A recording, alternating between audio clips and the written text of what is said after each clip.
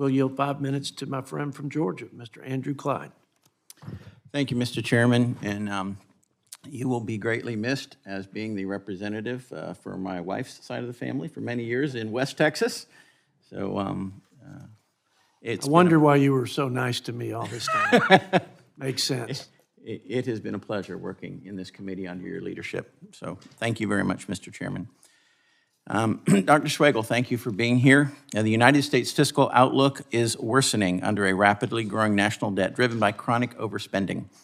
Our gross federal debt is now more than $38 trillion, 121% of GDP, and is projected by CBO to reach nearly $60 trillion by 2035 if we fail to act. Is that correct?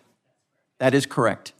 Yeah, yes, sir, that's correct. $60 trillion. That's in our long-term budget outlook.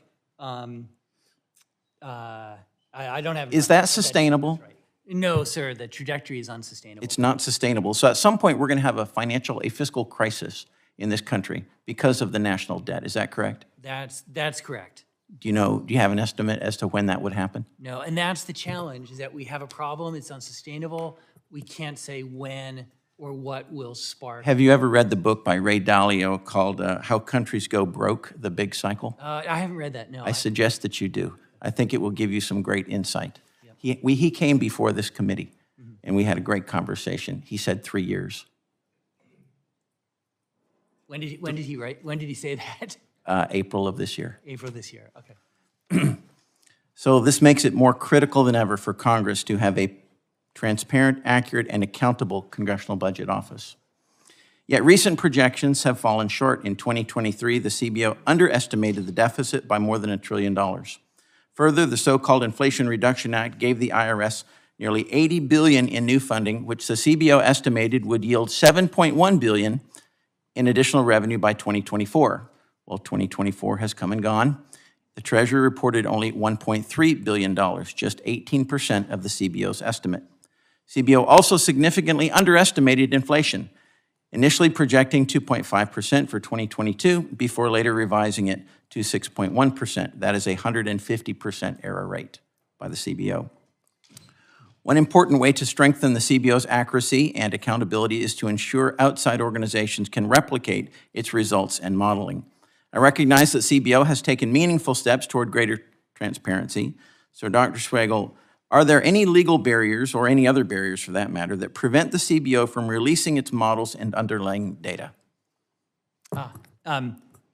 For some, there are. Some of our models use confidential data. Our healthcare analysis has some confidential data. Our tax revenue analysis uses confidential data. For others, there's not. The tariff model, and I know I know we're going to talk about tariffs at some point today or some other time. Our tariff modeling is all open source, and we're going to put that up on our website in the future. So it's a mix. Okay. So will CBO then commit to maintaining and improving transparency so that independent experts can replicate your analysis? Because if independent experts cannot replicate what you're doing, all right, then there's no audit of CBO. I agree with you. I agree with you. And I'll tell you one other place it's come up. So I agree with you. As an example, our modeling of the impact of changes in taxes on investment. So in the 2017 Tax Act, TCJA, and then this one, we have been having discussion with our outside economic advisors and others on the impact of those tax changes on investment in the economy. And we will put out computer code so that everyone can see what we're doing. And that was suggested by advisors, and it's a great idea. And so that is the kind of commitment that we're going to okay. Because I want to believe the CBO's analysis, okay? I really do. But when you guys are so far off on these really important things like the deficit, okay, and like inflation, then it makes it more difficult. In addition to serving on the Budget Committee, I also sit on the House Appropriations Committee, which drafts Congress's discretionary spending bills each fiscal year. Under Section 402 of the Budget Act, bills reported by the Appropriations Committees are exempt from mandatory CBO cost estimates. As a result, appropriations bills oftentimes rely on budget gimmicks, such as emergency designations, rescissions, fee offsets, that obscure the true programmatic levels versus the actual spending that will occur. This makes it harder for members of Congress to make informed decisions when key information is unclear.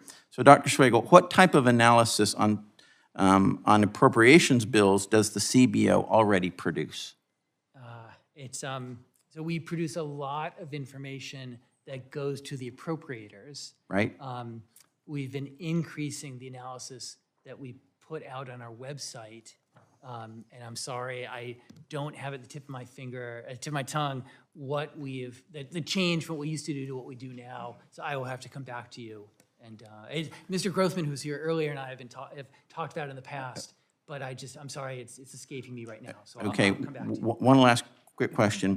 2017, your predecessor, former CBO Director Keith Hall, testified before this committee that CBO was developing a plan to provide account-level analysis of appropriations bills to all members of Congress and the public. So what is the status of that plan, and is it being implemented? Quick answer, please. With what? Quick answer. Quick answer.